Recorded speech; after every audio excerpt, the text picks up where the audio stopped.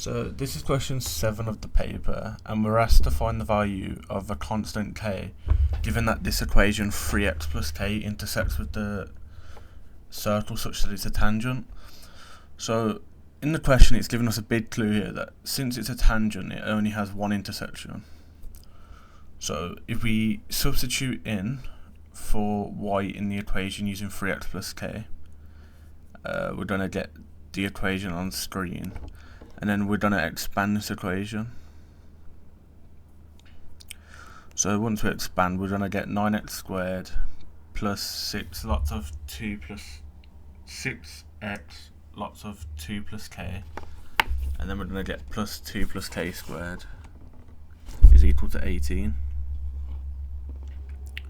And this is just a question where we need to be careful with our algebra. It's very fiddly, and if we make a mistake with the algebra, we're going to get the wrong answer. So it's good practice to take your time on these questions. So we're going to collect the like terms now. We get 10x squared, and we get 2x here. This is me taking my time because it's, again, not an easy question.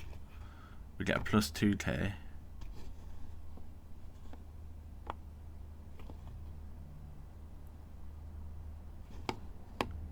We get 6k plus 2, sorry, and then we're going to get a 25 plus 2 plus k all squared is equal to 18. So then once we rearrange, we'll finally get 10x squared plus 6k plus 2, all lots of x, plus 17 plus 2k all squared is equal to 0. Or 7, sorry, not 17. So then we now know it's a tangent, so that tells us that b squared minus 4ac is equal to 0 because there's only one root to the equation. So using that fact, we're going to get 6k plus 2 squared minus 4 times by 10 times by 2 plus k all squared plus 7.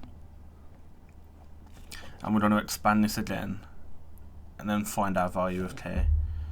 But this is like another example in this question is where it's really fiddly with the algebra. So make sure that your algebra is on point, because if not, you won't be getting the marks on this question. It's pretty simple. So we're expanding the brackets now. We get 36k plus 24k plus 4. Then we get minus 40k squared minus 160k minus 440 is equal to 0. And then we're going to collect our like terms. We get a minus 4k squared, a minus 136k, sorry, and then a minus 436 is equal to 0. So now we have a quadratic in terms of k, so we can just put this in our calculator. The calculator will come on the screen in a second, and this isn't a calculator that you'd have in the exam, but your calculator also solves polynomials, so just get into the habit of using it to solve them.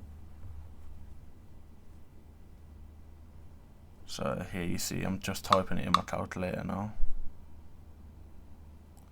So we get a 4k there, a 136, and then 436, and it tells me that it's minus 17 plus or minus 6 root 5. And there are values of k. Thank you for watching, and part 8 will be out soon.